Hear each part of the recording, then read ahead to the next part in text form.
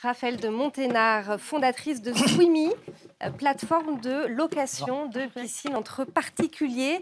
Vous avez 1 minute 30 pour pitcher devant Fred et Eric. Raphaël, on va débriefer ensemble ensuite votre passage. Mais d'abord, c'est à vous, 1 minute 30, top chrono. Merci. Eh bien, je vais commencer par une histoire. Et donc, il y a 7 ans, j'étais autour d'une piscine avec une amie. Et nous nous sommes rendus compte que les piscines autour de nous n'étaient pas occupées.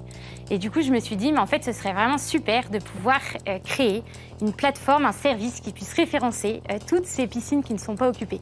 Et c'est comme cela que Swimmy est né, donc il y a 7 ans. J'ai donc démarré en juillet 2017 toute seule. On n'avait aucune piscine, aucun utilisateur.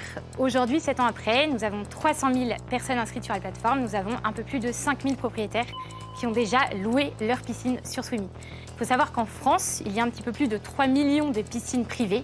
Nous sommes le premier marché de construction de piscines privées en Europe. Aujourd'hui, sur Swimmy, un propriétaire gagne en moyenne à peu près 1 000 € par saison. On a certains propriétaires qui ont gagné jusqu'à 30 000 € l'été dernier, ceux qui louent beaucoup. Et nos locataires viennent pour passer une après-midi entre amis, en famille, pour un événement, un anniversaire ou autre.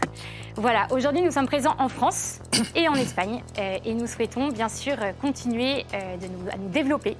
Et donc d'ailleurs pour cela nous sommes en train d'engager une nouvelle levée de fonds de 2 millions d'euros. Voilà, donc nous avons aussi besoin de vous pour cette nouvelle levée de fonds.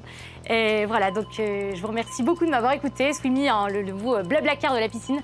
Et voilà, très heureux d'être sur BFM Business. Merci beaucoup Raphaël de Monténard pour Swimmy. Fred, on commence avec tes questions pour Raphaël.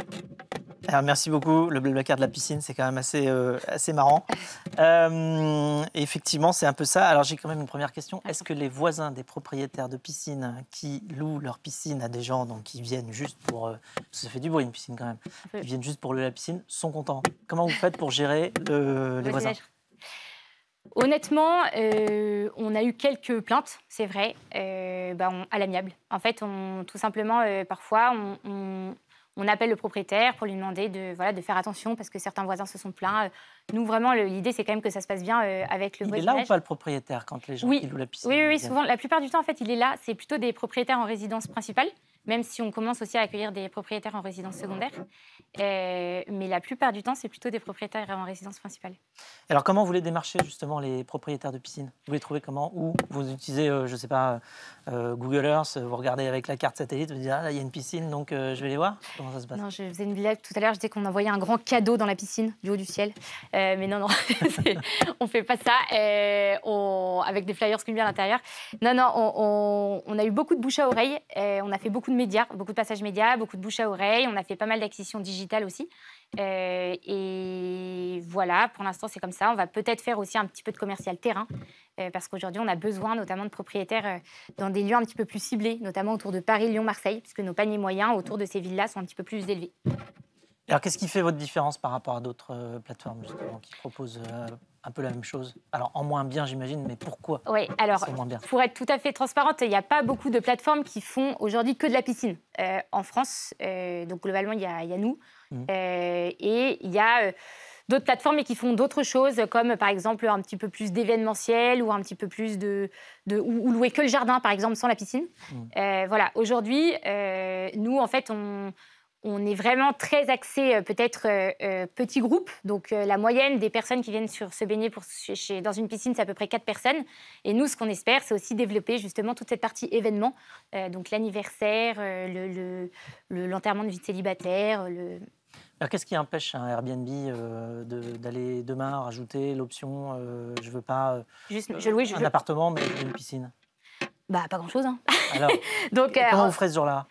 Vous allez vous dire, c'est pas grave, nous, on va faire aussi les appartements. Non, parce que je pense, mais que Airbnb me contacte avec plaisir. Je pense qu'Airbnb, pour l'instant, a un petit peu autre chose à penser, qu'on est de façon très humble, qu'on est encore un peu petit pour eux.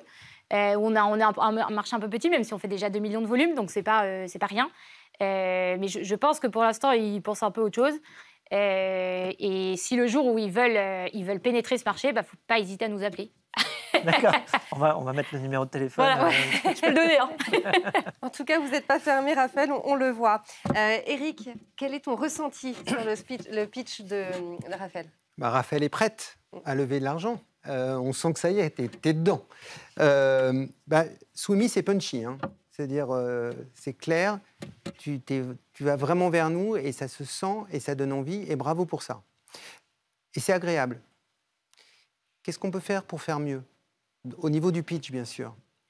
La première chose, ça c'est vraiment un détail, débarrasse-toi de « je vais commencer par vous raconter une histoire ». Ça, tu l'effaces, tu commences directement par l'histoire. J'étais OK. Il y a 7 ans, j'étais avec une amie au bord d'une piscine. Voilà. Déjà, ça te fait gagner quelques secondes. Et puis surtout, c'est plus direct. Moi, le sujet, c'est surtout qu'il y a beaucoup de chiffres. Et on sent que tu es vraiment dans la preuve. Et ça serait mieux d'être plus, je trouve, dans l'envie. Au démarrage, tu dis « ce serait bien ». Moi, je me disais, si je le faisais avec toi, ça paierait l'entretien de ma piscine, par exemple. Tu vois, c'est pas juste pour gagner de l'argent, ça paye l'entretien de ma piscine. Soudain, ça devient une équation qui est beaucoup plus logique et à la fin, c'est pas juste regarder l'idée, c'est une bonne idée et puis il y a plein de chiffres derrière, mais il y a une équation avec une forme de construction qui fait que, oui, c'est une évidence. Et en fait, ce que je pense, c'est qu'il faut construire l'évidence. La deuxième chose, et j'en termine là, c'est tu as fini par le Blablacar, tu aurais pu commencer par le Blablacar. Oui, c'est vrai que j'y ai pensé. Je suis d'accord. Oui.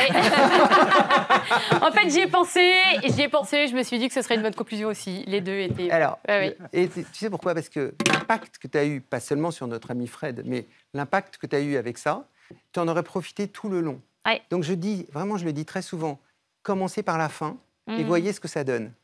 Tu commences par la fin, tu avais cette bonne idée d'aller chercher Fred avec le Blablacar de la piscine. Et en fait, la bonne impression que ça nous donne, ça se serait distillé tout le long du pitch. Voilà. Et moins de chiffres.